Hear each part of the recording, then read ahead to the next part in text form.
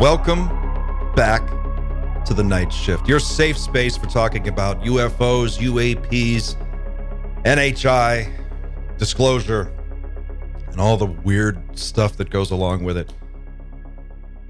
My name's Clint. I'll be your guide on this journey of self-discovery and exploration. And as always, I'm joined from across the pond by producer and the wind beneath my wings, Xander Jones. Hello, Governor. Great to see you, Xander. How you doing? Yeah, it's been a while.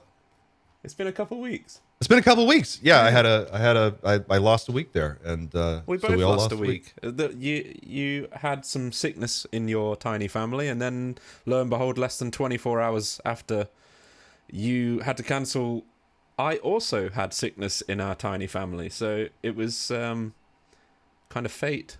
We're synced up. I've got from thousands of miles away. We're synced up with our illnesses. I've got a rotating prescription for amoxicillin. It's just every month I just get a new case of amoxicillin delivered. At this point, it's what keeps me alive. Shout out to everybody who's in our chat today. It's great to see all of you. I see Cole's here, Psionic Man's here, Eugene is here, Fawn Miller's here. Great to see all of you. Pat Gallagher, Zelda, of course, Chris. Ebony McKickass, our mod squad, Reign of Rain. Great to see all of you. Thank you for joining us. Thanks for hanging out with us on this Friday. It's been a pretty interesting 2 weeks. If you've been paying attention, the Matthew Brown interview with Jeremy Corbell and George Knapp is setting the internet on fire, if I could say that. I think I can. It's at least setting our little corner of the internet on fire. And we decided we were going to try to spend 5 hours talking about it, but we're going to try to compress that down into 2 and pick it apart today with our panel of guests. Today, I'm joined by, of course, Dan Cleary, host of the Others from Another Mother podcast. How you doing, Dan? I'm doing good. How are you guys doing? Excellent, as always. Beautiful. And filmmaker Darcy Weir, friend of the show. He's also been a guest on a previous episode. Director of Pascagoula 73, the documentary about one of the most bizarre and unbelievable abduction cases ever, but just terrifying. How you doing, Darcy? You're muted, Darcy. Oh, Darcy's muted. Hello. There we go. There he is. There we are. I'm good. How's everybody doing here? We got amoxicillin? Got amoxicillin. Got some beer and a cup of coffee. We're all good. Nice. Everything. You're all covered. Our bases are covered. Yeah. Yeah. Matthew Brown is in town. Matthew Brown is changing the game. He's reinventing the way games are changed in ufology. Part 3 of the interview with Jeremy Corbell and George Knapp dropped just this week, and it was part 3 of a 3-part interview that was all conducted, I guess, at one time in the same sit-down, it looked like anyway, and cut into 3 pieces. We've all watched it. We've all seen it. Whoever wants to jump in first, I think we should just go around the table. What's your take on Matthew Brown as a whistleblower and this interview? Darcy. Me. All right. He strikes me as credible. I think he did what he did in working for. I actually have his resume here. Straight in with the meat. You got the meat. Slightly meat weir. Meaty boy. So he worked at the CWMD intelligence. He was a CWMD intelligence advisor and office of the Undersecretary of Defense for Intelligence and Security Secretary. That's a long-winded one. From 2022 to 2022.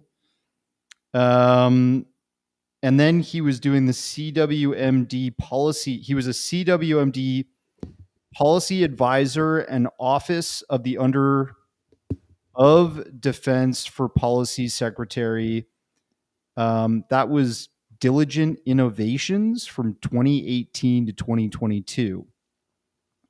And previous to that, he was a research associate for the Center for European Policy Analysis from 2015 to 2017. So, the interview he did with Corbell and Knapp, he basically, if you look at the timeline that they're discussing, all of these revelations took place where he was exposed to this material, that would have been around 2018. And so that means he was at Diligent Innovations doing this CWMD policy advisor role. So I think he did work at the place that he was saying he worked. And I think he was exposed to what he saw, these documents that Lou Elizondo was on page 2. And he saw varying UFOs in that. So we saw the giant black triangle that was hovering over the ocean. And that fits the description of so many sightings that have been reported throughout history, right? We saw the disc, that big satellite feed of the giant disc. Right. I'm going to talk about the triangle first because the triangle harkens back to, well, first he says in that report that he was reading and maybe shouldn't have accessed that whole situation. He says that it said on it that was an ARV over Russian ships in the middle of the ocean, I believe, right? Yeah. So what's interesting about that, he says ARV. So that's part of this. That's part of the UFO nomenclature for a long time now, right? Alien reproduction vehicle, advanced reconnaissance vehicle. I don't know, like whatever you want to attribute to that acronym. But a lot of with that triangle, and then the second subsequent triangle picture that he saw, where he said it wasn't an equal shape. The second one was more swept back, so it had like two sides that were equal sized, and then the back edge probably was like smaller. They both involved Russian Navy ships below the object, right? Right. And he said that they didn't seem like they were responding, I think, to the craft. They seemed like they were acting like it wasn't even there. Like they expected it, maybe. Right. So yeah, and he was saying that it would seem that either, like, his interpretation was that they either knew that those objects were going to be there, and I think one of them dematerialized apparently over top of the ship in the report.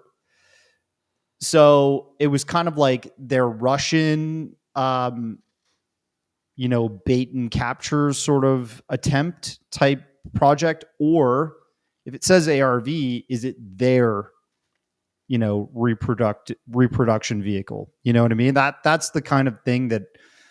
You mean American or Russian? Russian. Yep. Like why it looked like that report was an American report of us spying on Russian activity with an ARV or UAP, right? That they were maybe testing. Or going to locate and what do you call it? Like intercept and, have some kind of interaction with, right? Yeah. I sent you this like debrief article that was published back in when the hell was that? 2020. December 2nd, 2020. So you guys got to get somebody.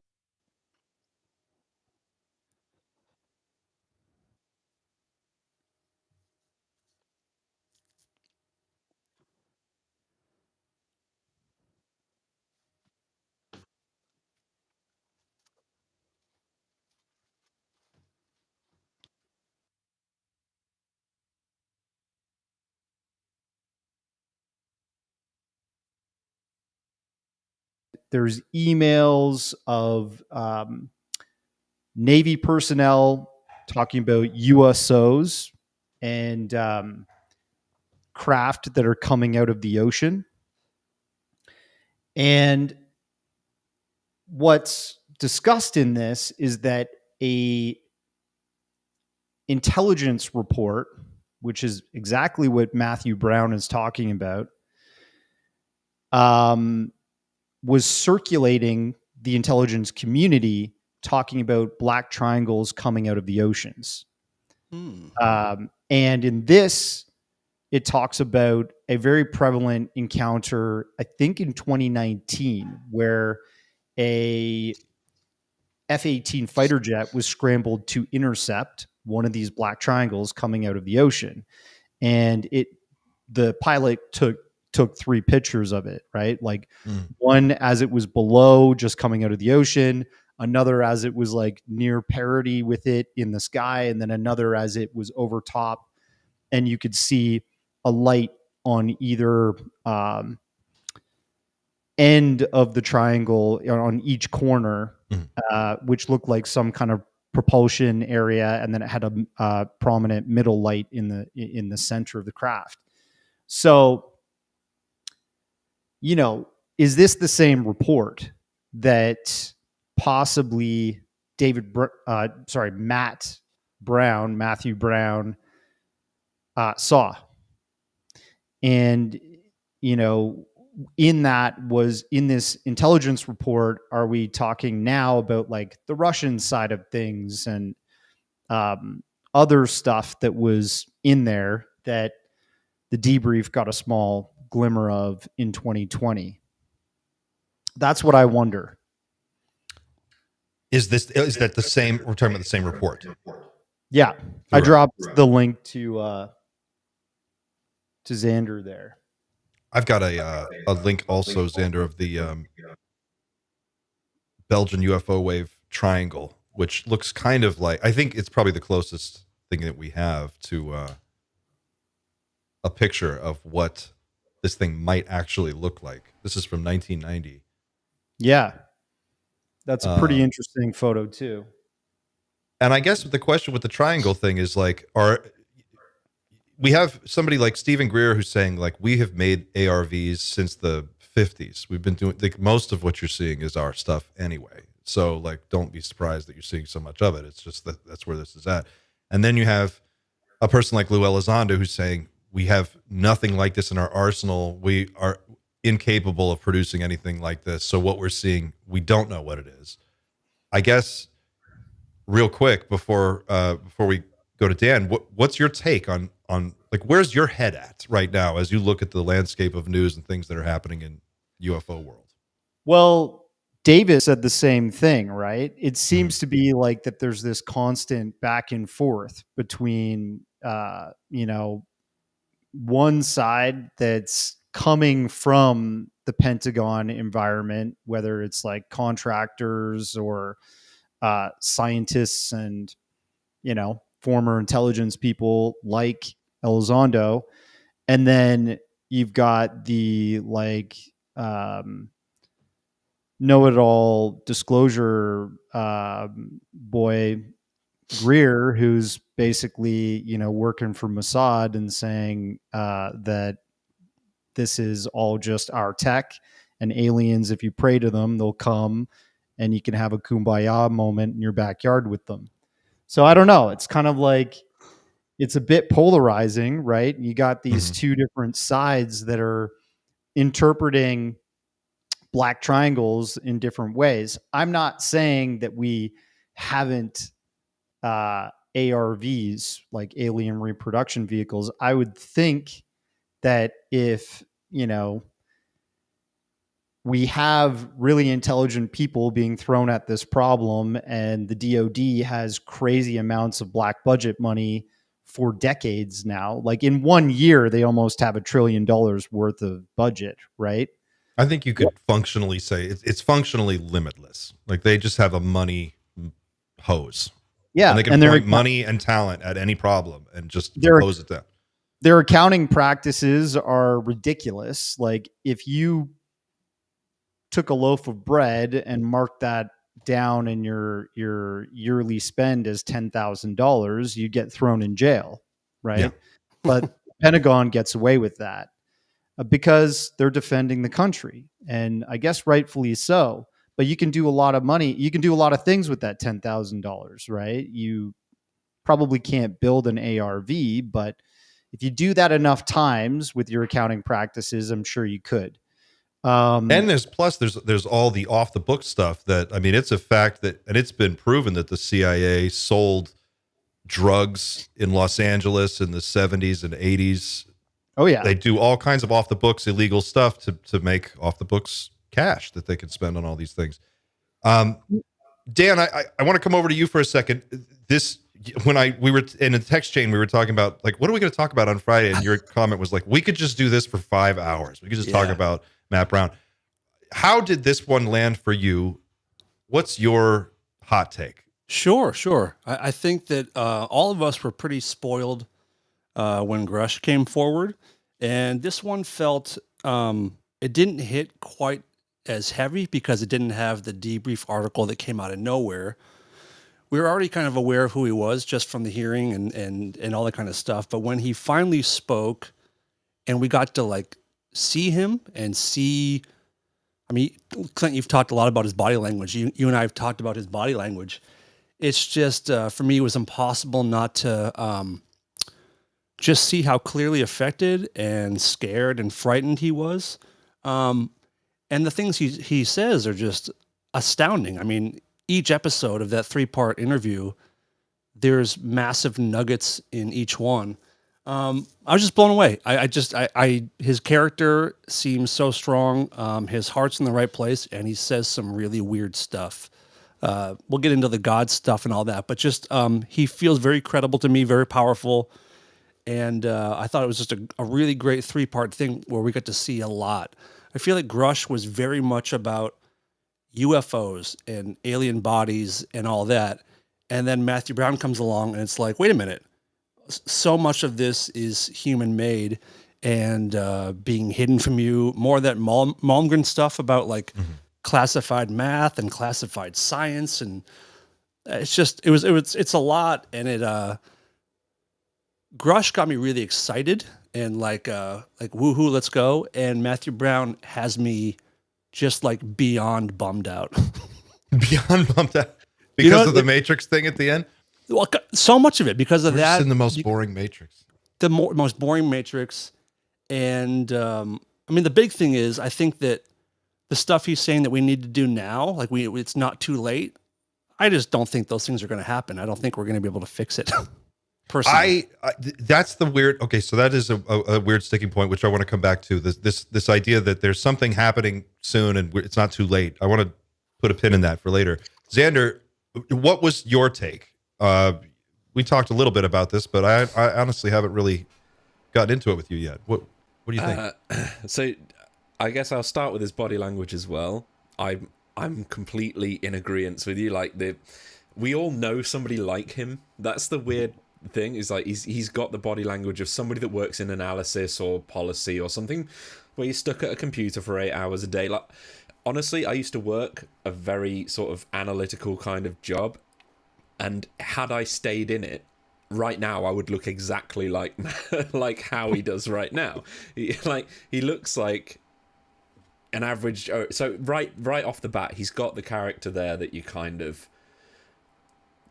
He's not bombastic, and a lot of people can be. Like Darcy's mentioned Greer, he is bombastic, and Lou to some extent is bombastic. Like they are characters, whereas Matt Brown isn't a character, but he's so normal. Exactly, it's that lack of character that really makes him the guy you want to take for a beer the most out of all of them, because you'd probably get on with him instantly, and you'd know how to talk to him because he talks like you.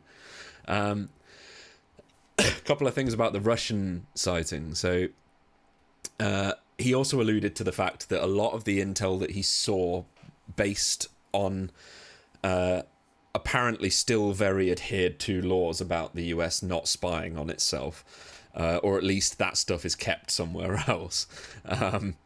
So a lot of the stuff that he saw was over foreign soil. That's possibly why he felt the need to mention something over Russian territory, or at least over a Russian vessel.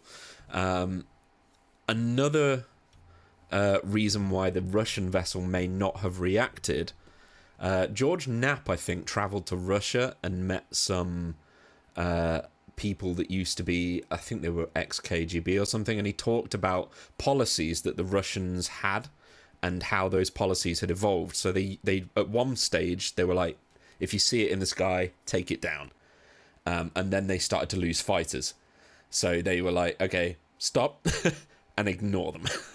And that's what we see here. Just ignore them. Yeah, like obviously. Imagine being the last guy to get killed by a flying saucer, and then like the next day they were like, all right, we're gonna change this. Yeah. Obviously, guys. Sorry, that was Yuri. a bad idea. That was a bad idea. Let's just watch them from now on.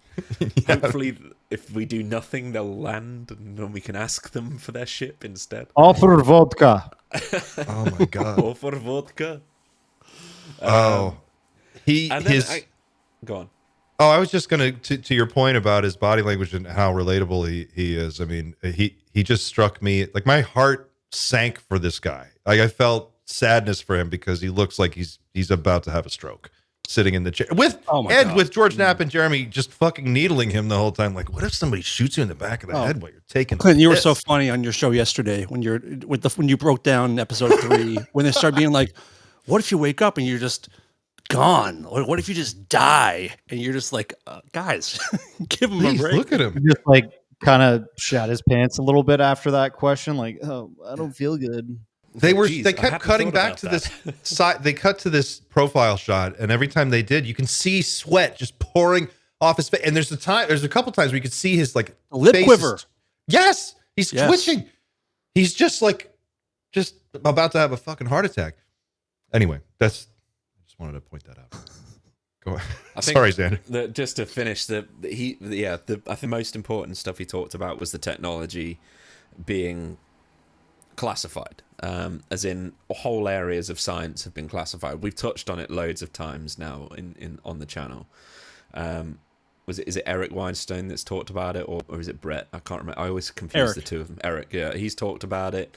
I'm fully behind the idea. Greer's obviously talked about it. Could someone walk me through just for just a second? How would that even work? How do you classify areas of inquiry so that no one in the world can look at it? Or I don't understand how that works. I think a really simple analogy is when you're in the UK, we have something called GCSEs. It's like the lowest qualification you get when you're a kid. I think it's like SATs for you. Before those, you're taught that an atom is the smallest thing because it's simple enough for you to learn what you need to learn. And then if you qualify, then you can go off and learn what's inside an atom. I think it's that's a really rudimentary way of talking about it, but you're literally taught functional science to get you to the place you need to be a functional human being. And that's all you need to know. And then it's literally need to know. And that's the phrase that's used in the area all the time. Is there a need to know? Darcy, I think you were about to say something too. I think in Texas they're teaching people that the earth is flat, right? Somebody's teaching that. But no, so there's a couple things I could say on this. So the whole idea that science is policed and our idea and concepts of what is possible is manufactured. I mean, that lends into his explanation. We live in a matrix, right? Mm-hmm. So it's like we are only allowed to know what we're allowed to know. And people have always thought that, but now here's somebody saying, like, I worked in a position where it's very obvious what the matrix is. And I think there's two things that could lend to that ability to be carried out in the United States. So one of those things, if you look it up, you can Google it. It's called Executive Order 10501. just going to double check that I got that right, everybody. Executive order. Yeah, that's it. 10501, right? Yeah. So this was signed into effect by Oh, our friend Dwight D. Eisenhower, who was the president sitting in power post World War II. In 1952, 1951, they were drafting this stuff up and getting it ready to take effect for November 10th of 1953. So this basically says that the United States powers that be, whether that's the military, the intelligence community like CIA or the DIA, or even academic institutions, can classify material and keep it away from public eye. Yeah. And what they say in here is that things that may be deemable as a classified document, picture, reality, fact, or information could be quite wide, because what they consider at this point to be deemable classifiable is something that threatens national security. Well, hey, the national security has been broadened and broadened and broadened since the 1950s. I mean, you could fart in the wind, and to some, senator or leader in the military, that fart might actually be considered a threat to national security. It just depends which way the wind's blowing and where he's sitting, right? right. Can confirm. Yes. Yeah. So this could have been a mechanism that was put in place early on to safeguard information. That's exactly what this document is actually talking about. It's about safeguarding information. And when you're safeguarding information, you're basically putting it in a safe and guarding it. You're saying, I don't want the public to know about this because it could create instability to our economy. That's a national threat. That's a threat to national security. Our opponents, our overseas adversaries, if they get this information, they may have an advantage over us technically, tactically, militarily, economically. So that's a threat. There's all kinds of things that could allow you to say, hey, let's safeguard this information. So that's really what that's all about. There's also a patent law that, I could Google that too, but it's like the national security. But if you were to try to take assuming you get past the knowledge embargo and you can get a working prototype produced, and then you want to take that in and patent it, that's where they get you. The second filter is there to catch you. Yeah. I mean, in the United States, I can't remember what it's called. This guy, Jeremy Reese, goes by Alien Scientist on YouTube, he told me about this years ago, and it's essentially a real thing. The patent office has an ability that if you submit a patent that's Greer's Orgasmatron, you sit on this dildo and it produces free energy, right? Essentially, if the patent office does not want this technology to take off and have everybody in the country sitting on dildos and getting free energy, you're essentially like destabilizing the economy, right? So that patent act allows the patent office to intercept your creation and say, sorry, this is not hitting the public. And they can safeguard that. Yeah. I can't remember what it's called. There's Canada, documented cases of this happening with solar power as well, with the efficiency percentage. That's right. Because right now it's a really small efficiency percentage, isn't it? It's really low, but people know how to double that, and it just instantly gets taken off them, and you're not allowed to do anything with this. I watched a thing with an interview. Well, no, it was a TED was an interview with Eric Schmidt at TED, and it just uploaded about a week ago. And he was talking about the AI arms race between the United States and China. And he was basically saying, he's like, everything they do is open source, so we get the benefit of all their research, but everything we do is not open source, so we've got the best hardware, and they want it. And if there's a 6-month gap between, if we have a 6-month lead on where China is, their first priority would be to steal our code or steal our technology, but their second priority would be to just start bombing data centers. Because once someone gets their hands on that technology, there's no catching up to it ever. That they're the winner. It's a one-time thing.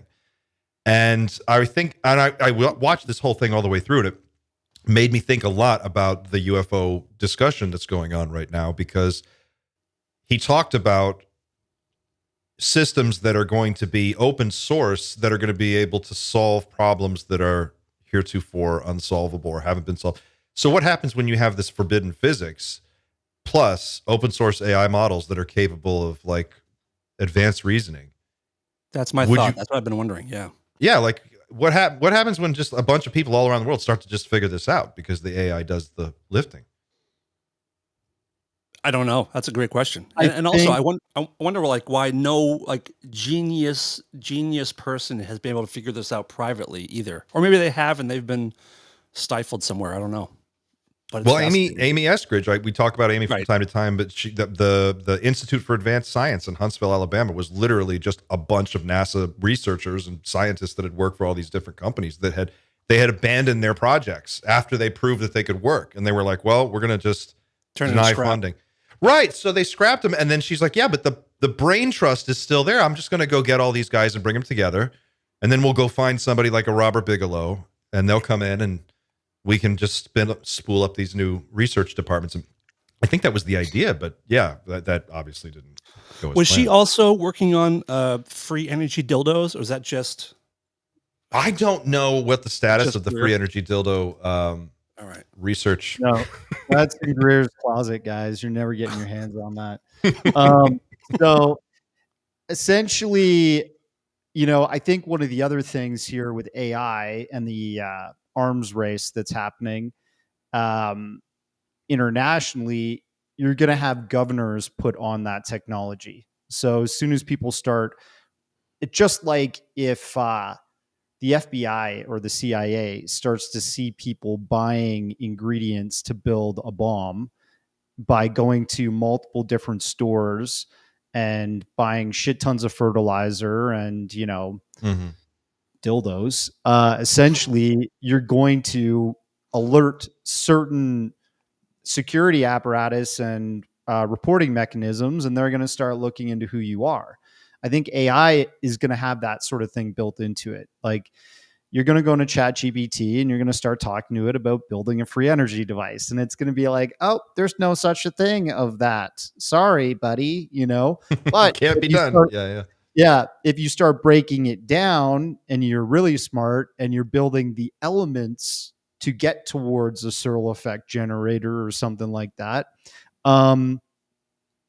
then maybe ChatGPT is going to send a message off to the CIA or the FBI or something. You know what I mean?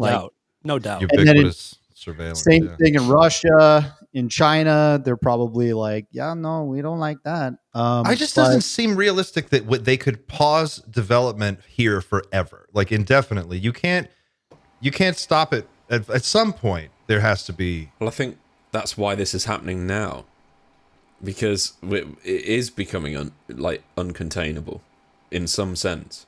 Right. I agree. Because there won't be guardrails on every AI. There'll just be too many of them. There'll be too many. And they'll be from all over, people all over the world will be training agents to do stuff. And then once they start doing their own thing, then we're really screwed. At some point, you need to make AI powerful enough, you need to give it the agency to make the decision for itself. And if it has, moral standards, it might not keep a secret for the sake of financial gain like anybody else would, because financial gain seems to be a uniquely human trait at the moment. If you're talking to an AI that has no need it doesn't have a hierarchy it wants to be the top of. It has no need for greed. And if you're telling this thing to keep its mouth shut, it might just make the decision, but if I keep my mouth shut, millions of people die of starvation next year.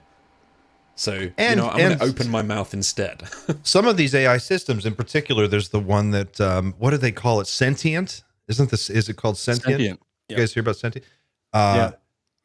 Which is basically Skynet. More or less, I mean, as far as I could tell, that's, if you think Skynet, that's what sentient is, probably, but better. When you've got 3 or 4 super AIs, in different, the Russians will probably have their own thing. The Chinese will have something. We'll have our own thing. The Chinese have DeepSeek. They will have full spectrum of total awareness, not only of the full global suite of things going on, but they're going to have full spectrum awareness of what you're doing, where your kid was 5 minutes ago, what your wife is up to, whether your neighbor is using their vacuum to clean their house or whatever. Like these AI systems will be the ultimate surveillance tool.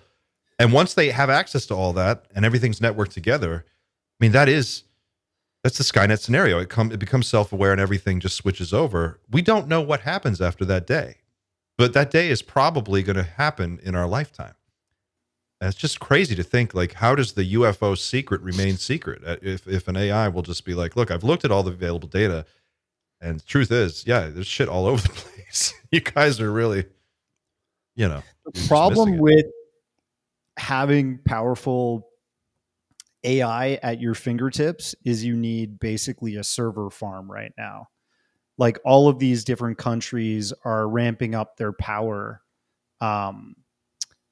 production, right? Like putting on new energy grid production in order for Google, Microsoft,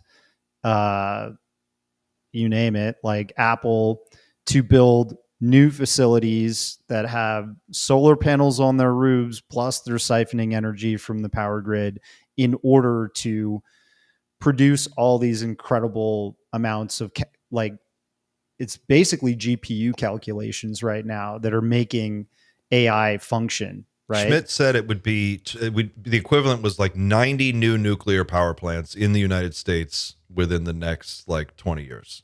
That's what it would take. Yeah. Really? He's like, for every server farm, just picture a city. Like that's how much power. It uses the power of a city. So you can replace a city full of productive workers with a server farm of super productive AI, but the cost is tremendous power. But at some point, those problems will get solved, right? I mean, they're not going to not do this. We're in a race condition anyway. And if we're to believe someone like Matt Brown and the recent suite of people who've come forward, we're in an arms race with UFO technology too. And to complicate matters even more, you've got Greg Rogers, the NASA flight surgeon from Cape Canaveral, who just 2 weeks ago put out a video saying that in 1992 he saw a functional flying saucer being tested with an Air Force emblem on the side in a hangar at Cape Canaveral. So there's this one line, this through line throughout ufology of people like you have Bob Lazar, you have Greg Rogers, you have all these other people. Even David Grush said we had the physical craft back in the early 40s from Magenta, Italy. Clearly they've been working on this. Clearly we've been throwing unlimited money and people at it. At some point we have to make some progress. It seems very reasonable to me that we would have our own ARVs by now. Yeah. You've got psychoactivo in the comments there, and you just brought up a very good point that I was thinking about.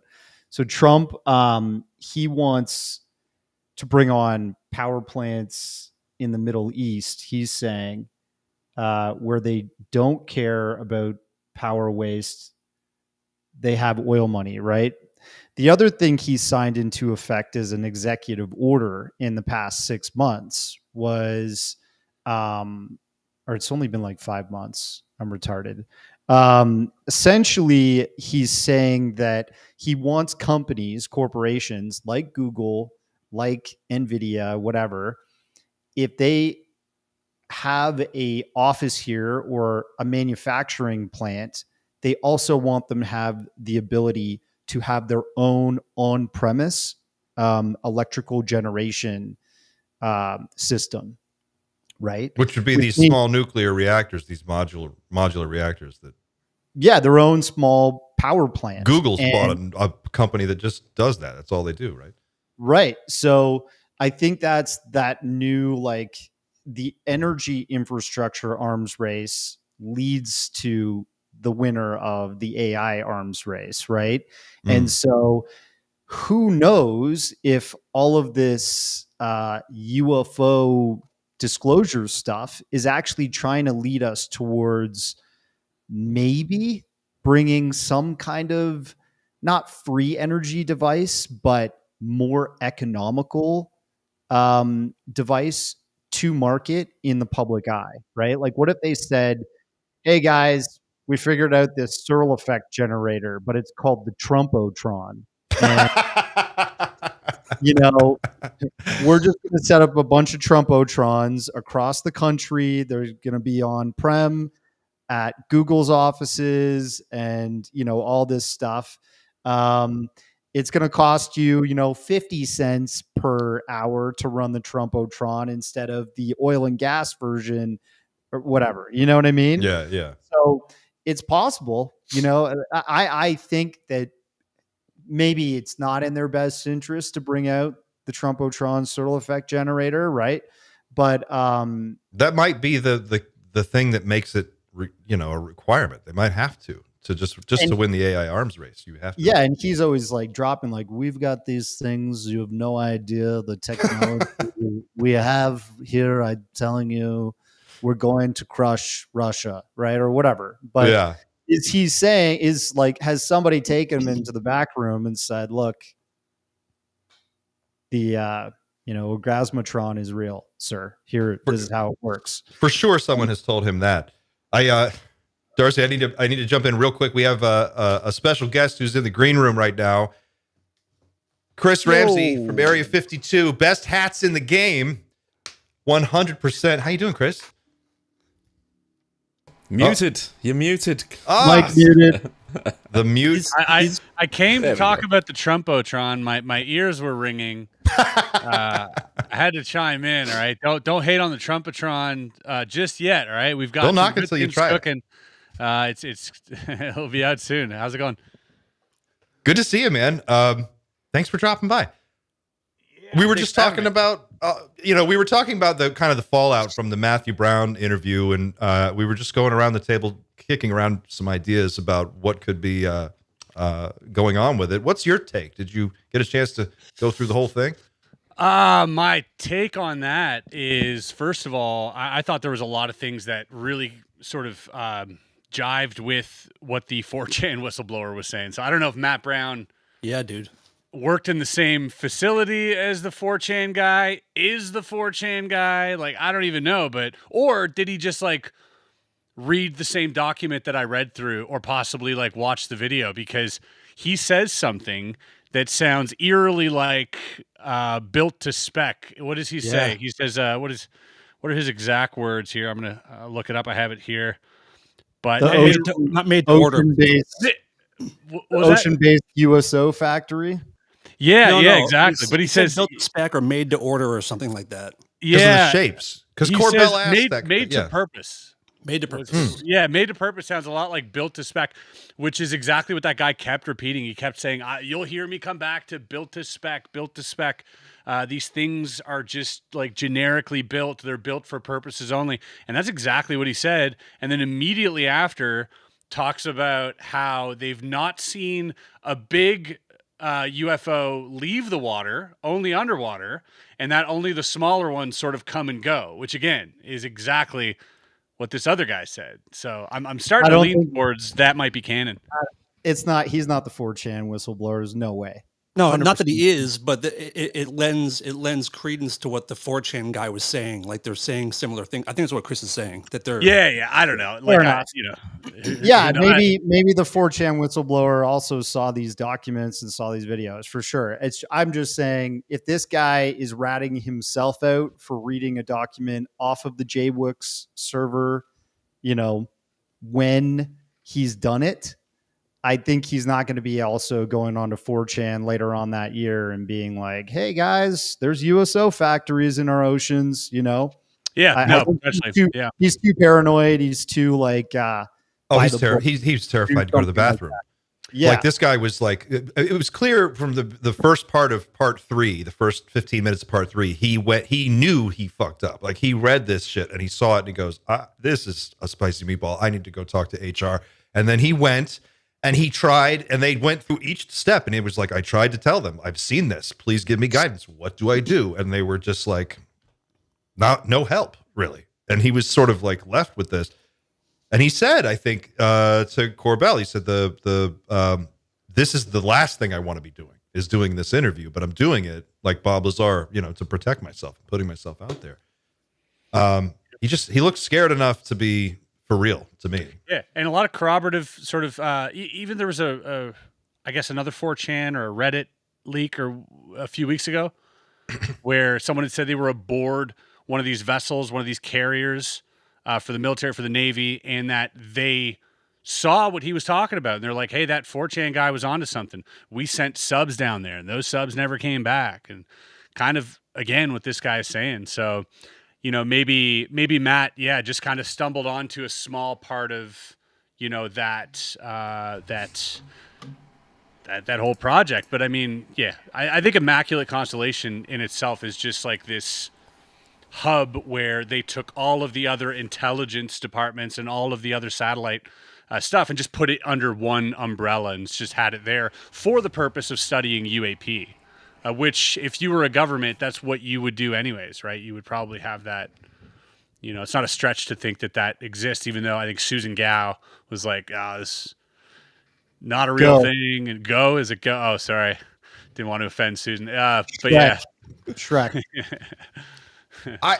There's also that one last sort of thing that sort of jives up with what the 4chan whistleblower was saying, was that if you literally mention certain things, you're off, you're out, or you're highlighted. Like he talked about, if once David Grush came out, his name was basically, if you say his name, you're out. Immaculate Constellation was, again, if you say that word out loud, you're out. The 4chan whistleblower said, if you say Bob Lazar, you're out. So, okay, let me throw another question. That's an NSA thing, I think, right there. Like, to catch terms and phrases, that's totally NSA's ballpark. Oh, they probably, well, yeah, for sure. They're watching every keystroke. But let me ask you guys this.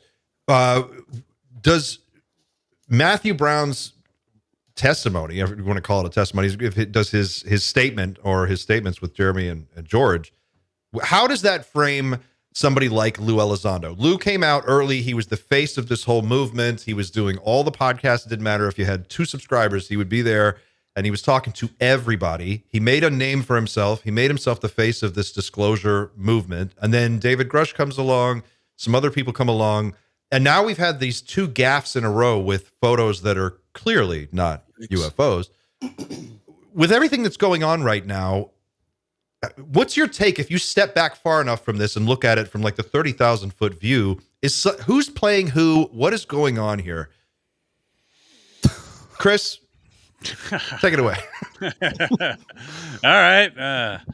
I don't know, man. I think it could be all of the above, right? It could be any and all of the above. So, I think we're just in speculative territory, but, there seems to be a lot of, it's not looking good for Lou. I think we all kind of know that. It's not looking good for, for his position, in that he's like, oh, it was a mistake.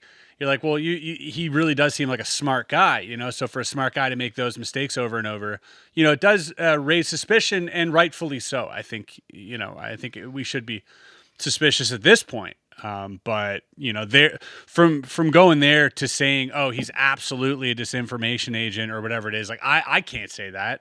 I'm just not smart enough or I don't have enough information, but I can say that definitely suspicious, and I can say probably most people feel that way. I think if Lou was a disinfo guy, he wouldn't do it by doing 2 bullshit photographs. I think there'd be different ways to do it. I think these are legitimate mistakes. Do you know what I mean? Yeah. If he were good at being disinfo, he wouldn't use the same method twice. You know what I mean? That makes sense. Yeah. You'd but I guess steer the conversation over time. Yeah. And like it shifted, the momentum from things that were potentially important discussions to this trivial photo.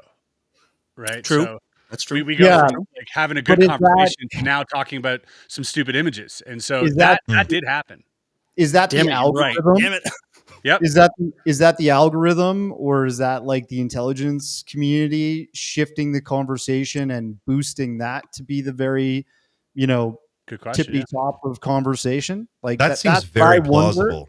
because it seems like that picture mistake was the most amplified thing, rather than Eric Davis talking about reptilian alike, Mhm. Of course. NHI, or all these other things that are great that were being discussed at that sort of mock congressional hearing or whatever. The other thing is that there's all kinds of things going on behind the scenes. People do not know what happened with that picture, why that picture was brought up in the first place, right? He was supplied that photo. There was a lot of pressure on that day for him to bring the meat, okay? And to bring the meat meant like provide something that's provocative to keep people interested or whatever. And I think because of that pressure, that mistake was made. And that was the thing that was amplified. But, everybody was trying to bring the meat. Like I said, Eric Davis was talking about NHI. That was weird. It was weird to watch Avi Loeb and Tim Gallaudet next to him just get like squirrely when he would start talking. He's like, yeah, reptilians and Nordics too. I have a But, question about the bass leak that was last week. I think we were going to talk about it last week, but we had to cancel. But it kind of tails into this. The whistleblower there, he said that Lou and Jay Stratton, I think he also named, were definitely disinfo agents, but he also said that Lou means well. And I don't know how that works. Does anybody here know how that can make sense? How those two things can coexist? Like we have to, in my opinion, we have to pump the brakes when we're reading Reddit posts and 4chan leaks. Like, come on. No, guys. man, it's all true, dude. For sure. Yeah. I mean, you can make a whole podcast about that. We've seen it happen, but it doesn't have to be true. It can be entertaining. It could mirror things that have been discussed in the UFO community for decades now, but it doesn't have to be an official thing. That same leaker, the new guy on Reddit, gave credibility to Ashton Forbes and then denounced Lou and Christopher Mellon and other people that we've seen do physical, tangible disclosure sort of progress in the public eye for many years now. And then props up this dude that's popped up and said, my whole life is about these few UFO videos and MH370 going missing. So problems there for me. I don't Absolutely. disagree with you. I think. Go ahead, Xander, and then I just wanted to say, like, I still think the question is a good one to ask. He might have been LARPing the whole time, but Lou's quite clearly made a couple of big mistakes at this point. And it is hard at this point for me myself to say, yeah, okay, I can still trust him. But his character at the same time. Weir paraded around an alien body called the Atacama Mummy. He did, yeah. And said that was a real alien. And he still says that as well, actually. Still says it. Gary Nolan came out and said that is a deformed baby, a human baby, right? And, I'm going to trust the science over the hearsay. And, people still think that guy is the one true God, right? Well, I think, as much as I want to pump the brakes on the Reddit and the 4chan stuff, this is the stuff that happens when you're not given enough information when you ask for it, right? People will come to their own conclusions, do their own research with the resources that they have at hand. And the resources that we have collectively are these platforms. Now, ridicule them all you want, but they are mass platforms that many people, use to interact with, whether true or not. Now, the distinction is not to take it to the bank or hang your hat on it. That I agree. But we have no choice but to consider them because that's all we're given. We're not given anything from the government. They're not handing anything over of value. And we know that, right? So where are we turning? Well, we're turning to experiencers, we're turning to researchers, and we're turning to public forums. That's what we have left. So, I get what you're saying, but we also do have to agree that, like, where else are we going to get our information from? These discussions are important. And these discussions, for me, hold as much weight as those platforms do because they offer some of the same opinions. We should take it all in, believe none of it, and then just make connections based on the information that we have. I think that's kind of what we should be doing, rather than just like dismissing it because it's on a certain platform. Well, you make a great point, and I think it seems like it's the perfect storm, right, for intelligence communities to come in, or intelligence people to come in and muddy the waters and make it confusing. And one day it's this leaker, and they've got XYZ claim, and they're saying so and so about whoever, and then 2 weeks later we're on to something else. And what I come back to is that when the actual legislation, the Schumer amendment, the Schumer Rounds amendment, was making its way through Congress, we had an actual, actionable, step-by-step plan with real teeth, legal teeth, to actually go in and get a clear assessment of what it is that we're up against, what we're dealing with, what technology is in whose hands, who's paying for it. At the very least, it would have started that process. And if it were to carry through all the way to its conclusion, the way that bill was written, it would end with a methodical disclosure process that would take place over a period of like 25 years, and it would all be done through the National Archives. There was a real plan. And I think we've gotten so far away. It's funny to me how many, all of these, there are a lot of dramatic things that are happening in this space, but as they happen, I just noticed that drifts farther and farther into the rear view. And we're not talking about going after anybody with lawyers. It's more like go out into the desert and meditate, you'll see something. You know what I mean? It's like, I feel like we've been sort of led off, and I don't know if this is related, but I wanted to share this article really quick. And it is, let's see here. Let's see if I can do this, Xander. This is from NBC. And I'm with you both on this. Chris, I agree with you that we need a forum to have these conversations, and Reddit seems to be one of the best ones. But also don't take it to the bank. Like Darcy makes a good point. Like, we can't hang our hat on everything that comes out on Reddit, which is why we should read through it and be skeptical. But yeah, shouldn't dismiss it outright either. But also, I think most of us here have been into this for 20, 30 plus years, and one thing we've learned, all of us over time, is that they put out a bunch of shit, and then within that shit is some nuggets of truth. Sure. So the Reddit stuff might be some of that too. Here's a bunch of stuff, but if you look through it, some of it might actually be real. I want to come back to that because you're making an excellent point there. And I just wanted to share this screen really quick, Xander, if you could pull this up. This is from NBC. This just dropped about 2.5 weeks ago. Researchers secretly infiltrated a popular Reddit forum with AI bots causing outrage because the bots were so good. Mm-hmm. They were literally changing the whole conversation effectively. And said a group of researchers conducted a secret experiment on Reddit to see how artificial intelligence can be used to influence human opinion.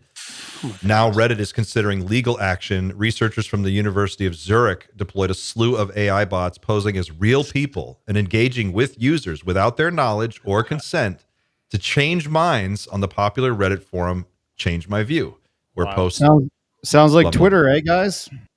They had yeah, it's a fine line between researcher and psyop. True. Well, yes, that's a fair point. You know, we don't know who could be doing this all at any given time. This could be going on right now. It probably is.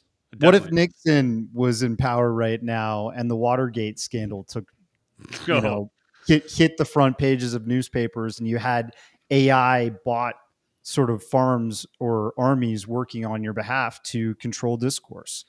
I mean, Oh, well, that's the conversation would be completely tilted towards the powers that be, right? We And are like the that's fucked. what Cambridge we might Analytica see. thing. That's what we might see during Mhm. this administration's run. They might Real- just get deeply entrenched in this type of technical fucked. prowess. We're fucked. Really quick, I'm just going to read 2 more quick paragraphs from this. I just want you to hear this. This is really important for everybody watching at home. Just know these are bots, right? This is an AI system running 1,000 bots in a Reddit forum. So you think you're in there having an argument with so-and-so about whatever, but this is what the next paragraph says. The bots, whose accounts are now banned, left more than 1,000 comments throughout the subreddit, taking on identities such as a rape victim, a black man who opposes the Black Lives Matter movement, and a trauma counselor who specializes in abuse. One AI bot under the username CatBalloon213 left a lengthy comment arguing against the opinion that AI should never interact with humans on social media, according to a full copy of the bot's comments. So they are taking on identity. They create an artificial identity, even.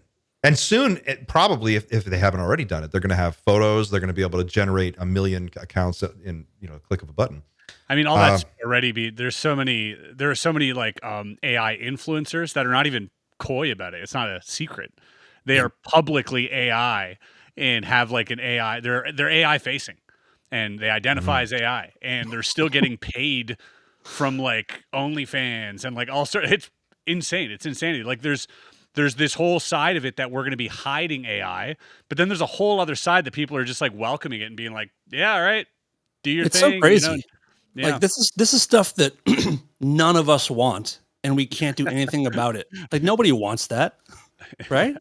It all goes towards like greed and corporations or governmental powers that would want this type of technology because they can sway the conversation towards their advantage, right? Yep. And I think about like the Nazca mummies, right? And the Bugga orb. These are like these new trending conversations right now. And you look at the people who talk about the Nazca mummies are like this tribe that super supports it. Anytime I say, hey guys, there's something that doesn't seem right here, and I post about it, it's like the same dudes. It's almost like they're either AI dudes or they're just straight up tribal for the whole subject, just going crazy in the comments underneath, like, this guy doesn't know what he's talking about. It's all so important and real and blah, blah, blah. And it's like, dude, like, But is that AI you think, or is that just people like some like of it might fandom? be. Some of it might be. There's definitely the tribalism in the UFO community, right? Like they can't see past their own nose when it comes to certain topics. But it does seem you do see Bot-like. some bot-like activity happening and went murmuring with some of these ideas. Like the recent thing that I was contesting, Jesse went down to Mexico, not Peru, but he went down to Mexico to check out these extreme oddities and something that people completely ignore, right? Whenever you've got a hominid that has digits, fingers, it's their digits. Mine are very small. Obviously, my hand sucks, but your digits should actually be about the same size as your palm, because hidden within your palm, the digit continues down to the wrist. You've got ligaments, muscles, all of that stuff in the palm that makes this work. With those constructions, they hide the palm by turning the hand inwards. They cut through the palm down to the wrist. And then those look like these abnormally alien-looking fingers. Well, they're not. They've modified these bodies to make that look crazy. Anything that has these super long digits would have a bigger palm. And those things have digits that go right down to the wrist. It's modified. It doesn't make sense anatomically. It wouldn't happen. Well, So, I mean, that's an interesting take, and I look forward to seeing what Jesse comes up with. He spent time, and Jesse's a smart guy, so he's hopefully he gets to the bottom of that and considers the anatomy. he's quite the influencer. There's no doubt about that. Right on his LinkedIn, he's like, tippity top of the influencer game for sure. So we'll see how he influences this discussion, either towards logic or just influencing, promotion. Yeah. To be fair to Jesse, I think at least so far, I haven't watched every single thing he's done, but the stuff that I have seen, he seems very inquisitive. His follow-ups are great. His knowledge base seems very wide. I mean, he seems like he's coming from a place of genuine curiosity. He is. And the influencer side of this is definitely a piece of the equation, but I don't think it's the most important piece. But it does drive the conversation in a particular direction for sure. Yeah, I'd spoken to Jesse, throughout his trip, and when he came back from that, I'll let him, because I don't know what the video is going to be. I don't know, what the video, what the video is going to entail.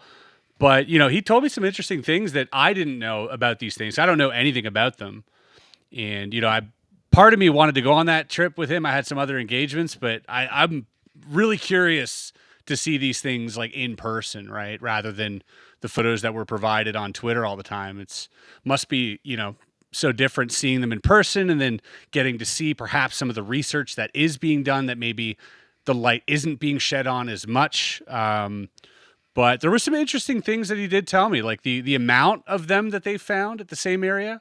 And then one of them, there was even like a fetus, I think, reported that had 3 digits as well. And it's like, well, if these, amateur grave robbers, went so far as to like inseminate this fetus with 3 digits, like it's kind of next level, Does hosting. the fetus have 3 digits though? Can we prove that?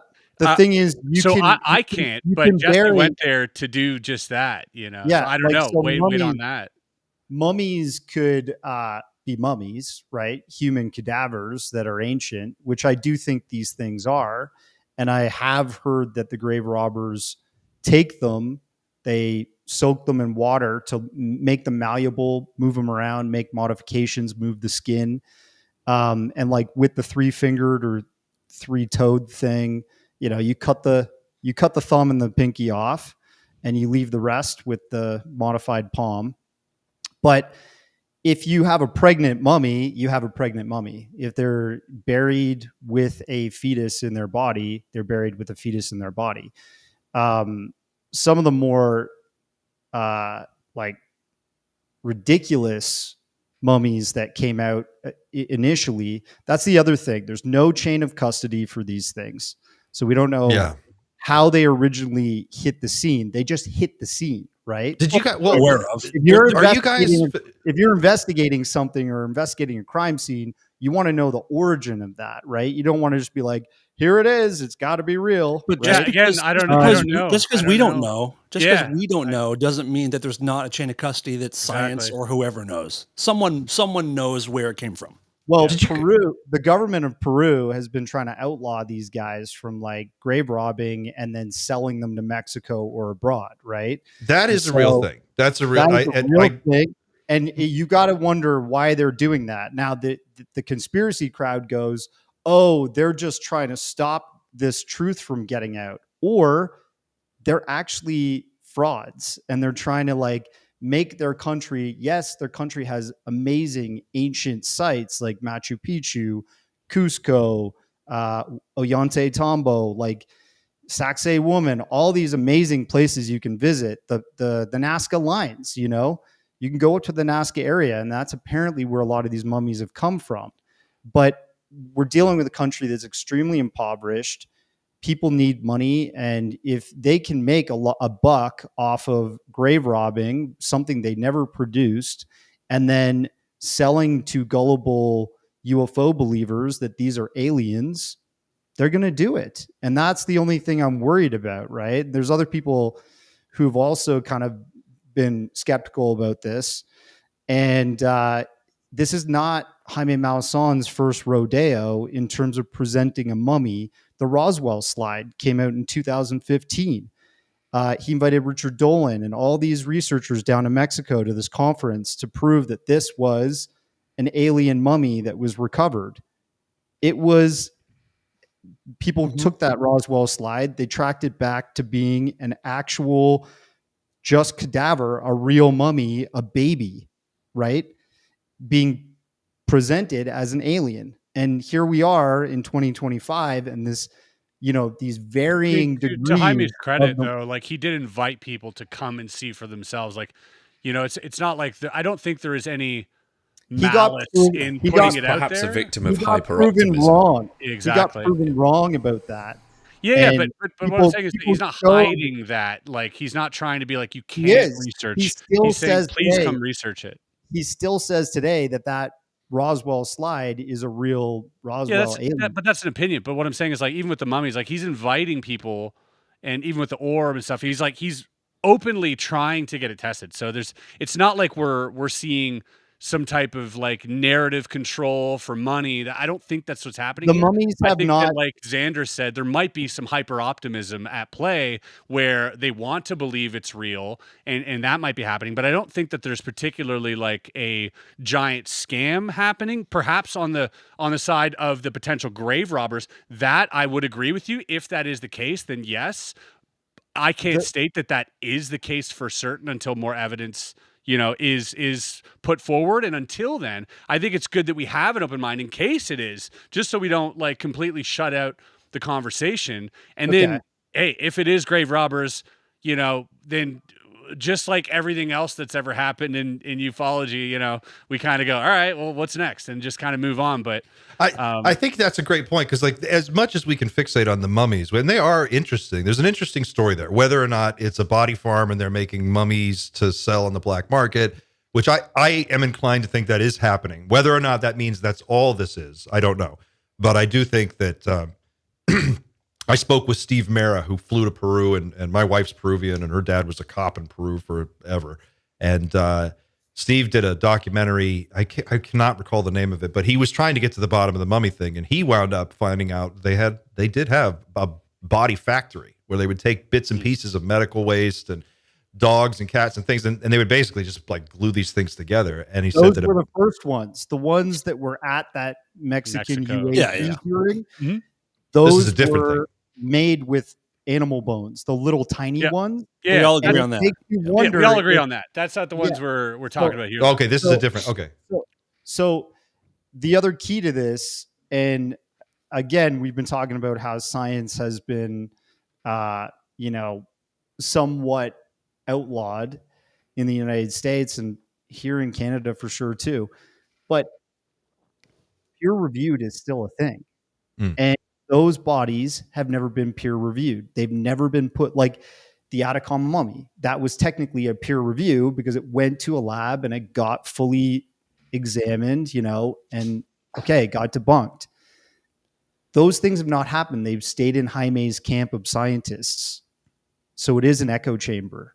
You know what I'm saying? I don't disagree with you.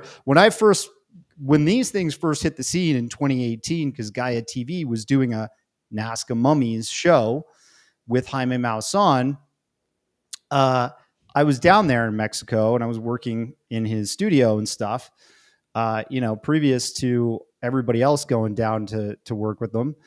And I spoke to a geneticist. They said that they sent the Nazca, the bigger body, Maria, that was the one with the Atacama, or not the Atacama, the Paracas skull put on top of the body, had the hands and feet, wild looking 3-digit feet. Maria, the lab tests were sent to a Canadian company in Vancouver called Genesis, and they said it's human. But then everywhere that was reporting about from Jaime's camp was saying that there was reptilian DNA in it. Come on. It seems like it should be so easy to just be like, this should be an open and shut. I've heard both as well. And again, like, I'd rather not have this conversation until I have more information. You clearly know a lot more about this than I do. But I feel like, once Jesse gets back with some more information, perhaps then we can look at this. Maybe he uncovers something we didn't know either way, right? Either on the side of oh, this is fake and the LARP, or on the side of, no, there is some, actual, there's a there somewhere, perhaps. So, I'm excited to see then, what Jesse I says just too. I can't weigh in properly. So, but I think Jesse's the either guy way, you'd want to look at it if you were going to put together something. I mean, he's definitely thorough, if nothing else. Yeah. We've been on this for a little while. Let's change gears for a second. I want to get to the end of the Matt Brown interview because this is where all the spicy meatballs were, and it was really where things took a turn. He made a number of statements. I mean, I picked out 10 that I thought were pretty mind-blowing, but there's easily more than that. Was there something that he said that really left you speechless, that took your breath away? Was there something that stopped you in your tracks and you were just like, holy shit? Round table, who wants to go first? Dan. I would love to. I pulled a quote where he said, they are just as powerful as we think, but also less. And I think there's not a single they here. Certainly multiple factions of the same species, if not multiple species, and all the complexity that brings, which might be our best hope. What does the best hope part mean is what I want to know. That's a great question. Our best hope for what? Like, what? What? That's the thing, right? He kept leaving that out. Like, what? Then what? Then what? Yeah. Well, I think. Go ahead, Chris. I was going to say there's a lot of cryptic talk during that interview, which, I mean, us trying to find answers doesn't help us, right? Because we're always trying to fill in the blanks, and then it's like all this, like, oh, and God is real, and then oh, also, you're like, wait, hold on, I'm just going to stop there. I haven't written everything down. I have more to say. I mean, there's a lot of stuff in there. But there is. Okay. There's so much, like breadcrumbs. It seems like I want to shake this guy and be like, just, hold him upside down, like in the cartoons, and kind of like empty his pockets out. Like, what else you got in there? Because there's some really, I think that what you just said, I think is super, super interesting. And then the "we were left behind" quote. Oh, fuck.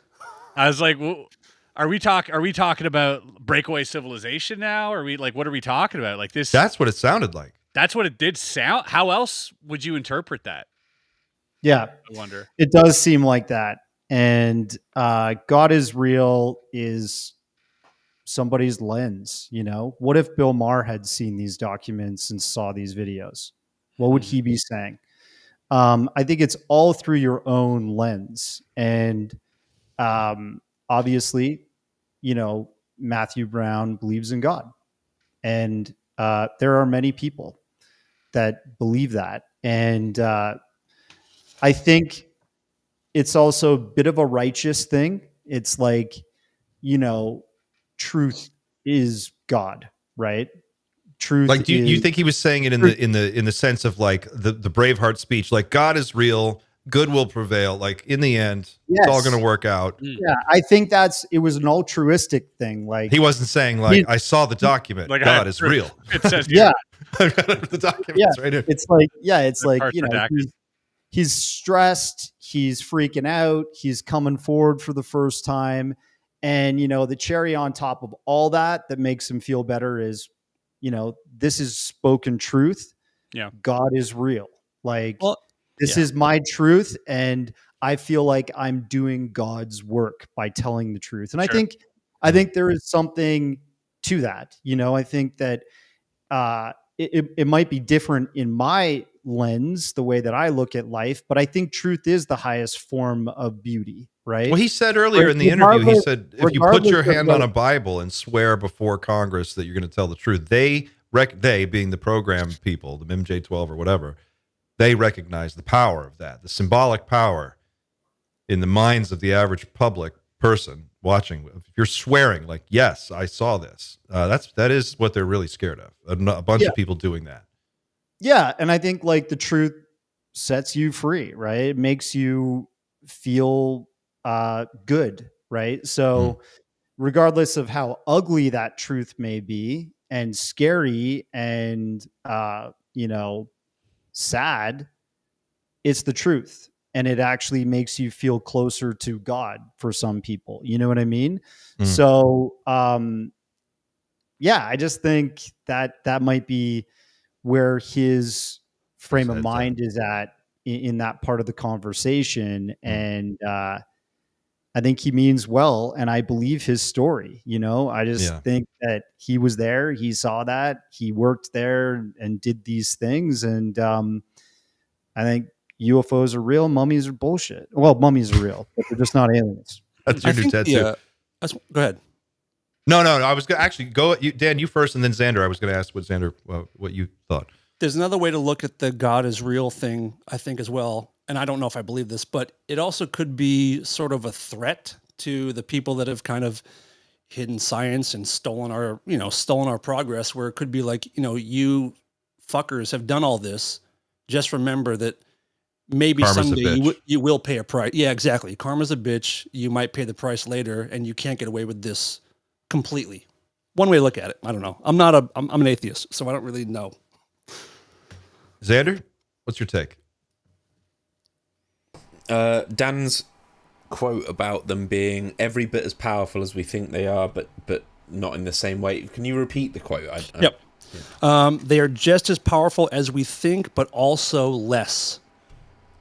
Right. So yeah, there was another section, and granted, we have to bear in mind, Matt's actual job was counter weapons of mass destruction. Like it's his job to know like what the most powerful weapons we have are, and he literally said in the interview, nukes aren't the top dog anymore. Yeah. So Which is insane. Yeah. Directed energy weapons. Yeah, and that's maybe like a 1 minute segment in that video, but if the rest is false but that is true, that is still terrifying. Right. And maybe that's what kind of connects to what Dan just said. Like, they are every bit as powerful as we think that these guys would be, but the fact that maybe we have maybe their numbers are very small, or maybe they're just like super weak physically. And if we wear the right helmets, we might just be able to fist fight them. A bunch of Joe Bidens and UFOs and take our power back. Remember the guy who throw them against the wall and rip their limbs off? Like he said, he went down into he was like, I went down and I was a geologist and I went down. I worked for the government building these deep bases, and I went underground in the elevator. Remember this guy years ago? He's dead. They choked him to death with his catheter cord. Who was that guy? And he was like, Schneider. Yes, yeah, not Rob Schneider. No. Rob Reiner. Rob Reiner? Yeah. But he was like, yeah, we went down into this thing and we popped out in this underground base, and there they all were. And, they were, he's like, the smell. He was like, the smell is the worst thing you can imagine. And then, we shot one of them, and it was this whole crazy Darcy story. did a whole film. Darcy did a whole documentary about Phil Schneider. I did the Underground. Yeah, that was the first story I ever published, and that was on YouTube for free back in 2012. I published it when I was living in Australia in March of 2012. Racked up like 4 million hits back in the 4x3 days, and still making documentaries today. But my point of view of that has changed. Right, there are things that have come to light since that documentary that prove Phil wasn't telling the whole truth and nothing but the truth. He fictionalized a lot of things to create this mythos about himself so that people would book him at conferences, right? And does that happen still today? The conference circuit's a real thing. He lost those fingers when he was a teenager. Mm-hmm. So that I know. I've seen that's photos. That's a big piece of it too. Now. That's that's the one that people reference. Are like, yeah, but look at his hand. And it's like, aliens shot his fingers off with a laser, dude. I got sliced open like a fillet of fish. That's how he said it. Yeah. And my toes were totally crispy crittered. There was one black beret who saved me. He was the one. Delta Force. Rambo. The point of that documentary is underground bases. Yeah. Right. That was the point of the conversation. Then you got this really controversial figure, Phil, who's really bringing that information to light. Okay. So, and it's a great story. So we illustrated it and all that stuff. Like, I had a guy. Do you think they murdered him because he was talking about bases? Not because of the alien thing, but he was just going around like, yeah. I mean, this there's is- like in my opinion, I still think there could be aliens in underground bases. I don't think I do too. I think there are. Schneider debunks the entire conversation. I think we know now today more than ever that that's probably true, that there are at least these underground bunkers, obviously, but that if you're going to do some secret research with some alien races, you're not going to be doing it, above ground. That's for sure. So, UAP Gerb. Yeah. He's got a great his video. YouTube channel. Yeah. I really like him. I know that he was on Jesse's show recently too. Y'all should check out his underground base little documentary on YouTube. It's really good. He did a great job. We covered a bunch of the same ground, but he did a more in-depth, up-to-date expose on that. And it's real. What is the point of an underground base? It's to have a tactical advantage, keep things out of sight and sound. And all these whistleblowers and Bob Lazar and UFO people that have come forward talk about bases, right? Even this new NASA guy talks about seeing in a hangar a U.S. Air Force craft, being kept, and keeping things deep underground might be a great place tactically, right? Or Can we a talk? craft- Can we talk or a about one of craft my with a- favorites? Yeah. Go ahead, Dan. I say, And then I'll- or it was a craft with an Air Force sticker on it. I just want to point that out real quick. Or sticker on it. I'm telling you, my favorite. Just got to drop it out there. Dan Burrish. Hell yeah, dude. Talk about underground bases, like Danny boy. Can we do a temperature check on Dan Burrish? How do we all feel about Dan Burrish? I think I've made it clear how I feel. But how does everybody else feel? I'm into it. I remember it from the. He was a Project Camelot guy, right, Darcy? Yeah, Camelot. That's where I first heard hell him. yeah. Hell yeah. That's where I first heard his stories, and I was absolutely riveted. And I'm open to it, and I think I believe all of it, but I'm open-minded. But I love the story. Chris, thoughts? Yeah. Yeah, there's a part of me that thinks that it happened. I don't know. There's the more time goes on, the more I'm getting like corroborative information. You listen to that Danny Sheehan story about the Oscar Wolf character, same guy that I think Richard Dolan interviewed on his deathbed, talking about being underground, talking to one of these beings. And it seems a lot like this sort of underground S4 facility does exist. Doesn't Dan's name also come up like on the ledger? Like it's proven that he was there. Like there's a lot of corroborative stuff. I think that's where it gets to really spooky. I think that's where it starts to become really real for me. I hear Bob's story. I believe Bob. I believe, what he says. And then you hear Dan, you're like, damn, if you're telling the truth, like this Then stuff's we know scary, man. nothing. This is like, it stops being like LARP and lore and it starts to sink into like, oh, damn. Oh, maybe we should be careful here. Yes. And that's why I wanted to go there because Matt Brown is saying we've been left behind. We live in a matrix fake ass world where the science we're using is obsolete, and there are people who know it and who have access to the next layer of technology or next level of knowledge, whatever. And I'm with you. I step back from the whole ufology world and I just look for like echoes of the same things, and I'm trying to see like who else said something like that, and I'm kind of connecting dots in that way. And Dan Burrish's story. What's interesting is not only his body language and the way that he conveys the story with all the detail for like an hour and a half. It just sits there and he just goes and answers every single question without missing a beat, which I find it would be very difficult to make that much shit up and be consistent over time. But then he starts talking about like the Yellow Book, and he's talking about Einstein-Rosen bridge and these traversable wormholes, and how they tried to send a person through one, and they fucking killed the guy, and all the crazy stuff. And you're going, okay, that sounds pretty wild. I'm going to file it away. But then Matthew Brown comes along, and he's like, yeah, there's a lot of crazy stuff that you couldn't even possibly imagine. It does make it more plausible, right? Like, I think it's interesting that some percentage of all this stuff is true. We just don't know what. We can't agree on what, but some percentage of it is true. Matt Brown basically implies that we don't know what reality is. Yes, right? I mean, for real, that's kind of what he's saying. Consensus reality is different from what reality is. I don't think anyone really knows what reality is. I don't think we ever presume to understand what reality is. We can only, have a perspective of ours. But I mean, yeah, what he's probably implying to is that the things that he saw would make us question what we think is reality. The 9 to 5s, yeah, kind of. Because I think the smartest people in the world still don't know what reality is. Sure, All I gotta say about Dan Brush is, God love Project Camelot and Blue Aliens. Are you a Camelot fan or no? I can't tell if you're being sarcastic.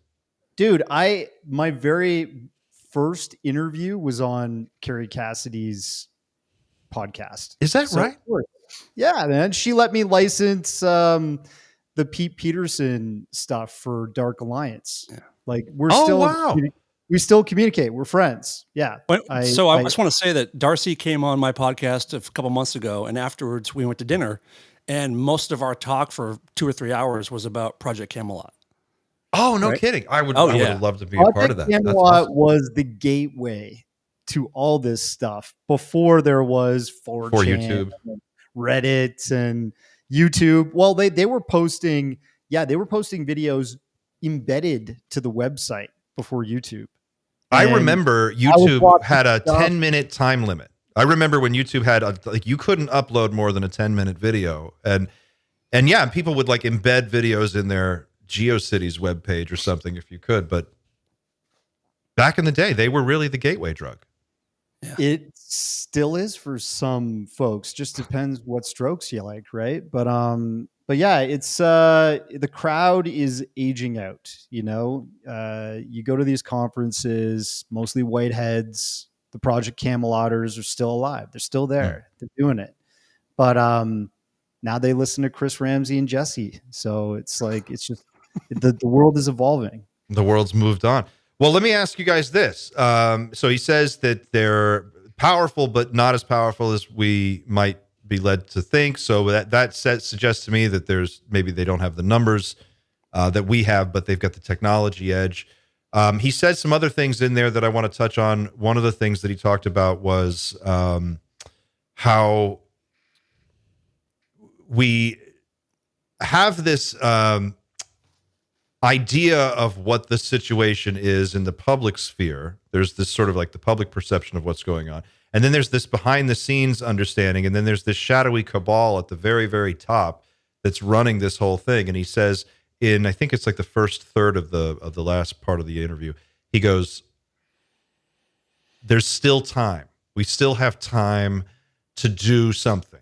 Like they're trying to build, they're trying to do something, and we have time to accomplish whatever we need to do before they do, but it's close, it's tight. Something along those lines. I'm paraphrasing. How did that sit with you guys? Did you guys have any read on that? Yeah.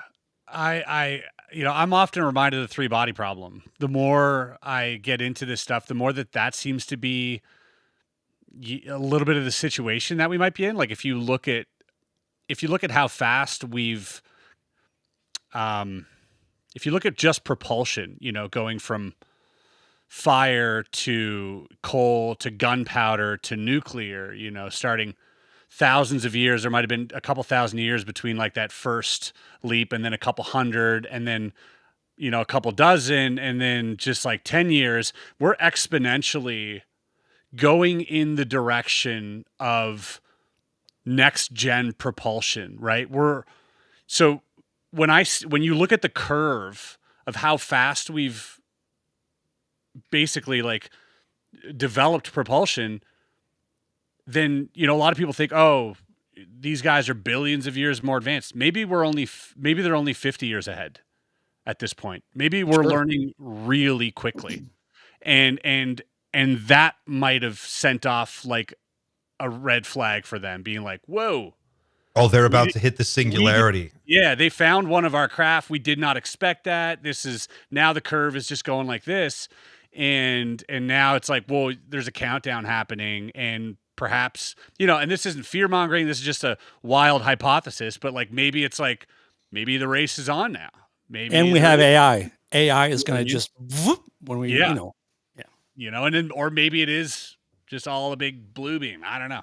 I don't take it to the bank, but I'm saying like maybe that's the race. Maybe that's what we're doing right now is like they know that we have this tech. They don't like it. We're catching up real fast. Maybe we have a chance if we catch up, right? But then there's a whole other side of things of like maybe we should just put down the weapons, and see what happens. I don't know. Well, we've been let's say we've been reverse engineering this stuff, despite what Greer says, despite what a lot of other people say. Maybe we haven't got the tech to the point that the NHI have it. I think we've realistically got some way of the way there, but a Ford from 100 years ago is vastly different from a Ford we have now. They are completely different engines. They're completely different vehicles. You could barely recognize one from the other, but they are based on the same technology. The original Ford ran on water. Yeah, well, there you go. Maybe we're getting to the point where we may have needed a NHI for up until maybe a year from now, where we replace the need for NHI with the fact that we've created an intelligence that is as smart as NHI. Maybe that's the way they got there, which is very reasonable to assume. We can't be the only species. It's a very small percentage chance that we're the only species that has artificial general intelligence. It might be a necessity for interstellar travel, but it may also require a certain level of moral aptitude that we quite demonstrably do not have right now, and we won't have it for a long time, I don't think. I'm in agreement. So maybe it's a case of they will, if we're trying to usurp the need for NHI with the fact that we now have a computer that will do it for us, maybe they need to just step in and say, okay, we are taking control of absolutely everything now, because you can't have the power of AGI like that. If you have that, then you have our technology, which you can't have. We're not allowing you to have that. In that case, they're going to have to take over entirely. And that's the point where, Chris, you mentioned Project Bluebeam, and I think that's the way that it could be spun by people that, want to keep control of this technology and all of its capabilities. They may well say, well, these guys are they're invading us, they want to take control of us, but in reality, all they want to do is keep control of the technology. But the NHI are just, all they're doing is trying to take a gun out of the monkey in the zoo's hands. And now we're really good at making guns. Yeah. Yeah, we've gotten much better. And I do, as the more time goes on, I'm increasingly starting to think that is the reality that we're in. That 2027, it's actually quite a realistic prospect for us to develop technology of that level. With artificial general intelligence, and that may well be the catalyst for the need for NHI to step in. So you're predicting 2027 is a real date of contact? Look, you heard it here first, guys. Take it to the bank. Xander said it. Yeah, that's it. Yeah, I don't think it's irrefutable. It's irrefutable. I don't think it's prophecy. I really do think that artificial intelligence is, when people say like it's 10 years away, 50 years away, I really do think it is far more exponential than people realize. It's there is a critical perfectly mass happening, in terms of like technology, AI. We all see it. It feels like it's peaking, and something's going to happen. Likely going to peak at precisely the same time. So and eerily the same time. Point of convergence. Yep. I'm going to say that 2027, I actually started doing like some deep dive type of research on that. Kind of building a bit of a documentary about that prediction date. And the interesting thing, you got all these guys kind of like parroting that year. I was at this conference in San Francisco, UFO Con. Lorian Fenton put it on, and Jason Sands was there. We actually spoke face to face. I got to interview him about his claims and stuff. Well, one of the things he presented on that I have been hearing in the rumor mill behind the scenes that he might have actually gotten from somebody else is a prediction of 2035. We've heard that before. Right. So 2035 in this presentation that was given, I have my notes here. Let me see. What was said? This is exclusive on Night Shift Radio. He was told the aliens are coming back between 2025 and 2035. They want their materials back. They want the technology and the biologics back. If they don't give it back to them, our human leaders, the NHI, are going to start taking human lives. He's trying to save people here. That's why he's doing this. Who said this? Sounds the same. Jason. And apparently that might be something Lou is pushing, clued into.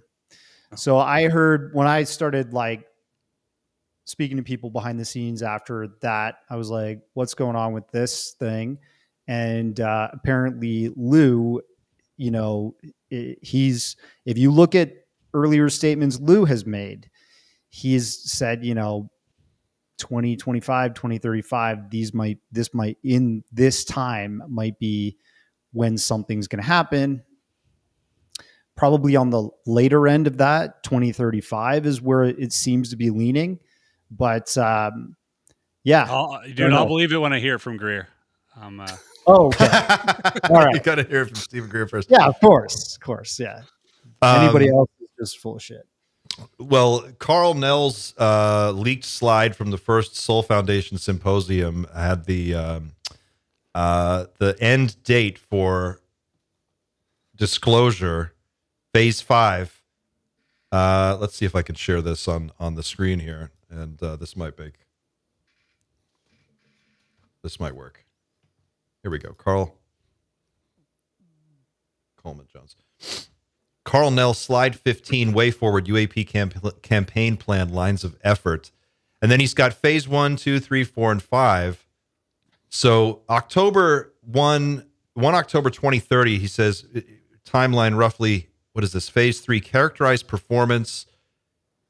Phase 5, let's see, October 1, 2034, phase 4, determine nature. And then phase 5 over here is engagement. Just says engagement, interactive, scientific discovery, strategic end state. Right. So sometime after October 1, 2034, according to Carl Nell's slide here, we need to have Five Eyes acceptance of what? Like, what was this presentation about? This is just a really interesting slide in light of what you're saying, Darcy, about the 2035 thing. Yeah, I've heard that too. Yeah. Chris Bledsoe might be off by a few years, guys. I swear, if we get to 2035 and start pushing this to 2050, I'm out. Yeah, that's when I check out. I'm telling you right now, we got to choose a hard date where we're like, we're not going past this one. When is ufology? Draw the line somewhere. We are engaging no matter what. I do think it may well happen over a number of years. Maybe Bledsoe. I do find it hard to believe Bledsoe's claims, but like if it starts in April 2026 and maybe something is detected at that point, I don't know. Maybe it takes 5 years. This whole cataclysm, this whole disclosure contact event, it may take place. We may well be, but maybe this is the global recognition that something is announced around there. I don't know. Big C contact. We've not had the the moment where the president steps up to the podium and says, Respect for Chris Bledsoe, though, for putting in like a hard date. I don't think anyone, including Bashar, including, anybody else, has been like that committed to a date. I think respect to the lady. Come on.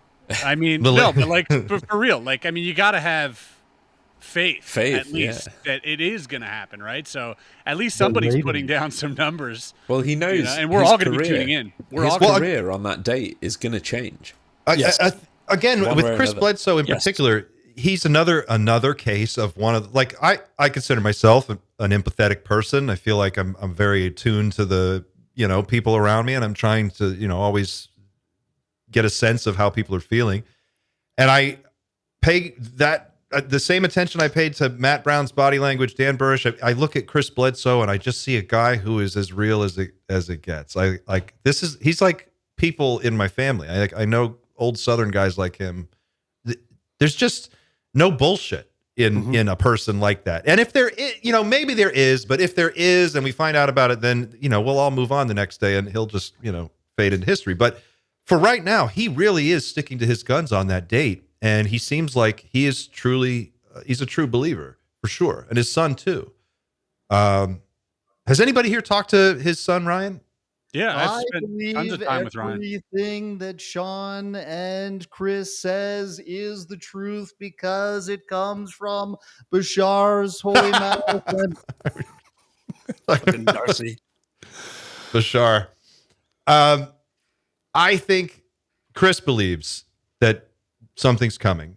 Yeah. I think that enough people have been told of a date that and it has come and nothing's happened, that it could go either way. And I guess for 2026, we'll have to wait and see. But yeah, Bashar has the best out, though. I gotta say, as like, as someone who's practiced mentalism, I'm a magician for 20 years. I understand how, you can do a magic trick, and if it doesn't work, you got something called an out, right? That's like a back pocket thing that people don't know about. That's like a lesser effect, but it still works.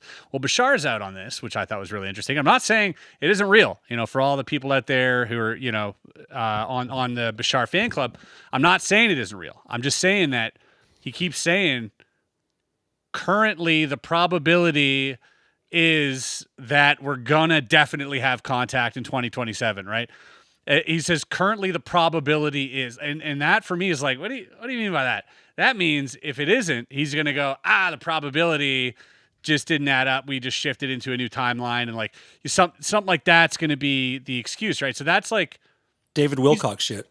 Yeah, well, yeah, he set up an out prior, right? He put it there, so like in case, and that's why I kind of like Chris Bledsoe, because he's like, no outs. I'm giving you a hard date. I'm like, all right. Let's, until that happens, let's Now, Chris, let's check it out. Chris, I'm in. You've spent time with the Bledsoes. What was your take on the family? Great family, like Southern hospitality, its finest. I mean, they took me into their home. They let me spend the night, had some lively conversations with them, and then spent time with Ryan. I spent time with Ryan before I met him at the Monroe Institute doing the Gateway stuff. And I had already read Chris's book when it came out. And then, so he invited me then down to, North Carolina to hang out with the family. But yeah, Southern family, super hospitable, incredibly friendly and caring and loving. In terms of what they believe in, it doesn't necessarily mean that, I believe in what they believe in, but I'm happy to hear what they have to say and to add it to the Rolodex or repertoire of information that I'm accumulating without judgment. I think, they're entitled to say whatever they want to say. Totally fine. And I'm here for it. I'm going to listen all ears. It was a great book. It's a great story. And I do believe that Chris Bledsoe had an event happen. I do believe that. I think the initial event is, in my mind, like that 100% happened. There's something that happened there. There's more witnesses. They saw these, big lights come down. He had missing time. And then, from there, for me, it gets a little fuzzy. But if he says, hey, I got this date and I got this thing, and, and then government people start looking into him. Now, it could be argued that there's a whole, Banowitz thing happening. I've heard that theory go around too, which, okay. But there is still interest there. So that my interest is still there also. I'm like, okay, there's something. There might be a there at some Chris, level. For people who don't know the Benowitz reference you just made, can you explain that just so people understand what you're saying?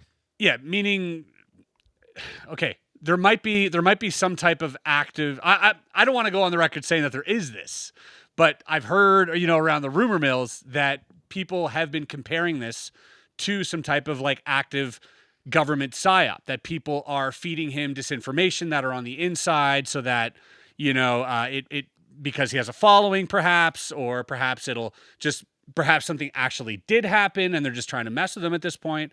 Like, these things have to be considered. I don't think that is necessarily the case, but I do think, Chris is a really good guy. And if that is the case, and if they are messing with him, I think that's kind of messed up.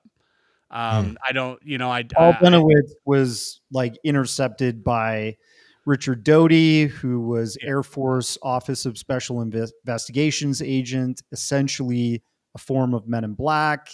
Always listening to frequencies that he perceived to be from extraterrestrials.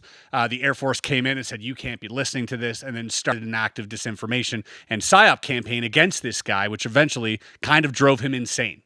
Yeah, and he killed himself. It was a very exactly. It was a very tragic story, but so it has. And weirdly, and not to cut you off there, Chris, but weirdly, then Doty goes on to become like the darling of a particular part of the UFO circuit, and is out there like, oh yeah, like everybody has a question for Doty, he's got an answer. In like 15 seconds, he's like, yeah, that's where the bodies are stored. Yep, that's where the craft is. Oh yeah, we have all that shit. Yeah. I just, it's interesting how that played itself out, and now he's, But this, then people have a short memory, they tend to,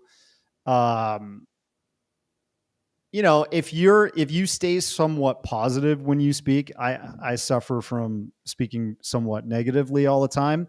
What? No. Call me a pessimist. But if you speak positively, speak confidently, and you come from somewhat of a place of, some kind of authority or background, people in the UFO communities tend to believe you, encircle you, and follow Great you. point. And, Great point. Doty escaped his original Mirage Men label of being a disinfo agent to being an info agent that's, out there to By protect some. the community now. By some. Yeah. And, he was blowing up this week all over Twitter. People were, combating each other about him. It's just like, it's kind of never ending. But people have a short memory of what was and what is quickly takes over their minds. Right. but I wish that I, could be more positive about a lot of the stuff I'm talking about, but I just, I see opportunity for people to take advantage of people. And that's why and it happens. It happens. And there is a fatigue to your point. There is to your point, Darcy, there's a definite fatigue that sets in after a number of years when you've been in it for a long time and you start to see the same things happen. Like, I go back to listen to Coast, old Coast to Coast episodes from back in like the day, and they're having a lot of the same conversations 30 years ago that we're having today. It's the same. A lot of it is the same.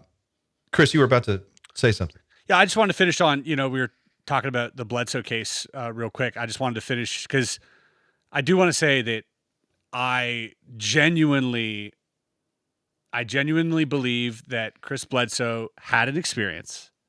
I do think that the government has an interest in him. For what reason, I do not quite know.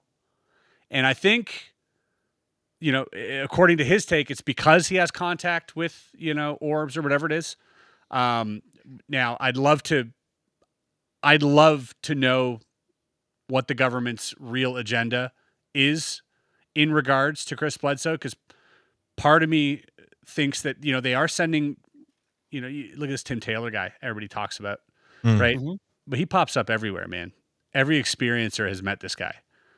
Like, yeah, what's up with that? What do you think is going on there? From Whitley to Charles Hall to like all these guys have all met Tim Taylor, and you wonder, Diana Pasulka.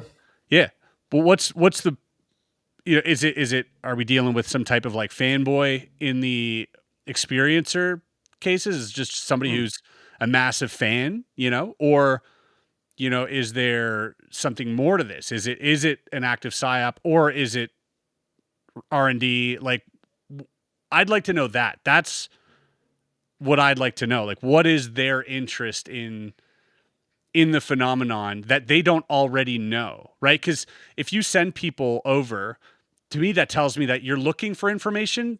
So that signals that you don't already know what you're looking for, which is contrary to a lot of the things we're hearing about the government. We assume that they know everything and that they've met with them in Holloman and that they've, had all these other interactions.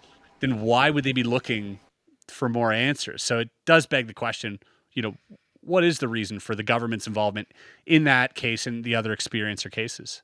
Maybe if they he's suspect like that something's coming, and they're if it is true, and some group knows that there is an event that's going to take place in the next 10 years or whatever, and then this man seems to be able to at least communicate with these things on some level, it makes sense they would take an interest for sure.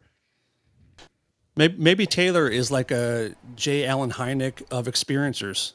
Maybe that's part of his thing, is just like, get all the information and we'll sift through it later. Maybe.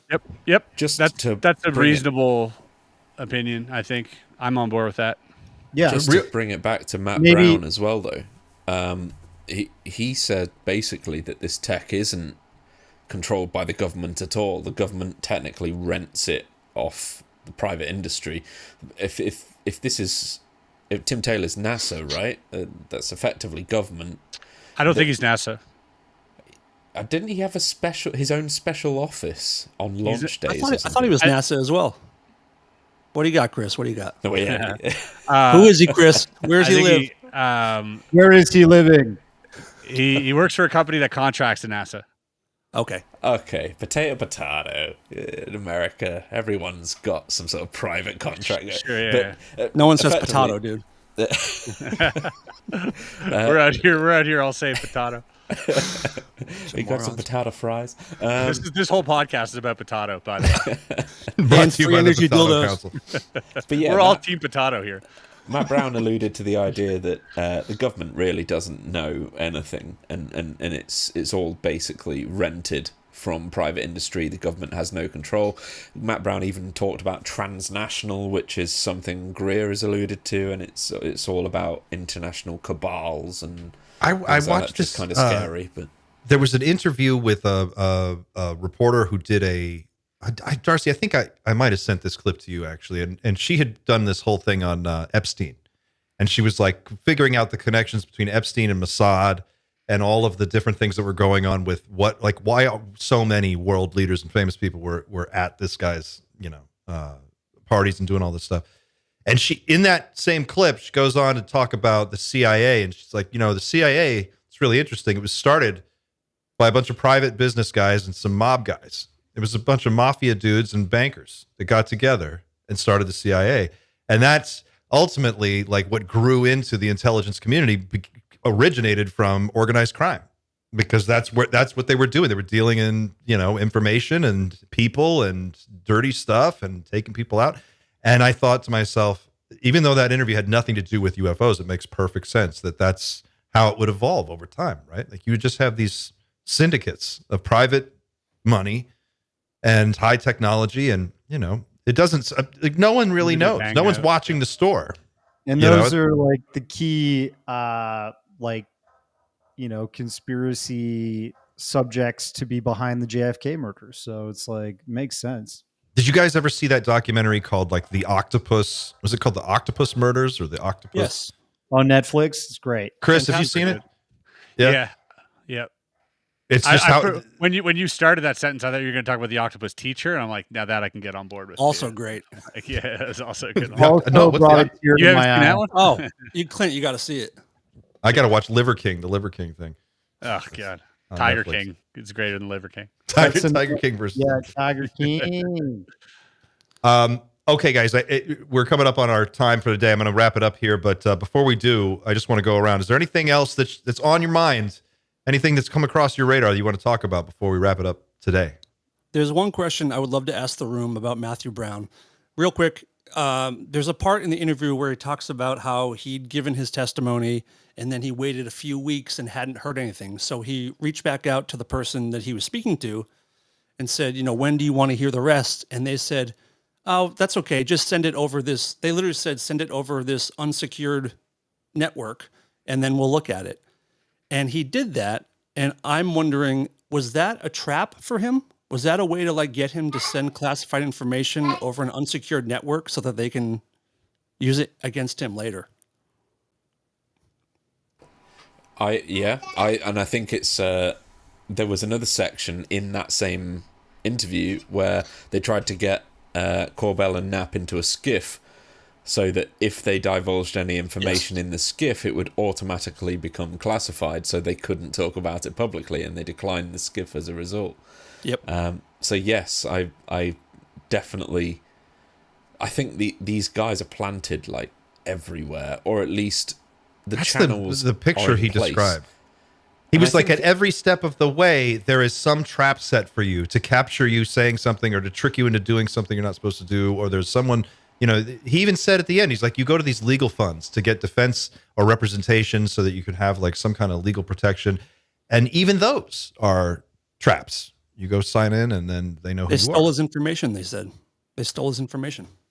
It's possible that even that document waiting for him to review on that JWIC server was a trap.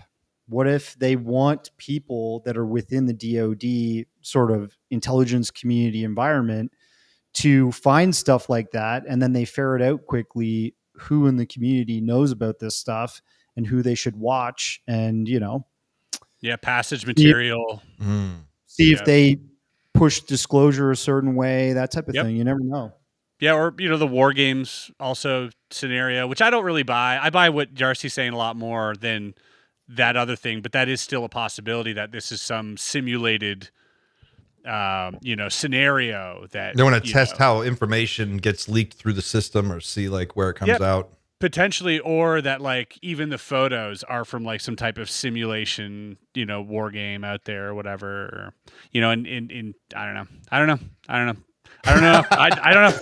know, dude. It's the bottomless rabbit hole. I know. We all agree that we don't know. Yeah, who knows, dude? But kudos to Matt Brown for coming out, regardless if he was fed crap information or if it's real. I mean, it takes a lot of balls to speak out about that, in fear of your life potentially and your career, obviously. So, kudos to him for doing that. At least, I mean, it gives us something to work with.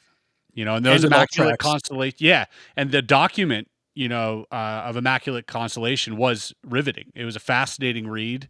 A lot of really, really interesting, points made there that I'm sure, we're going to be corroborating for years to come. When more information comes out, we're going to be referencing, that document. So, good on him for putting that together and getting that He out said there. more's on the way. More will come. He said, even if George Knapp cuts my brake lines and I go off a cliff, someone else will fill my shoes the next day. Or if Jeremy Corbell, whatever. Darcy, is there anything else you want to add before we wrap it up for the day?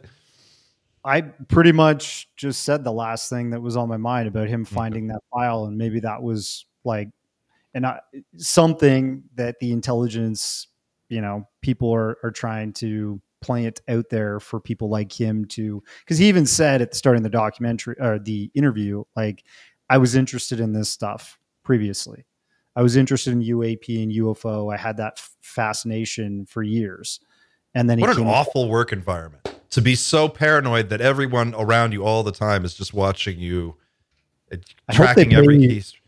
I hope they pay you fucking well. I doubt it. I don't think they do. I think he's pulling in 40 a year to do all.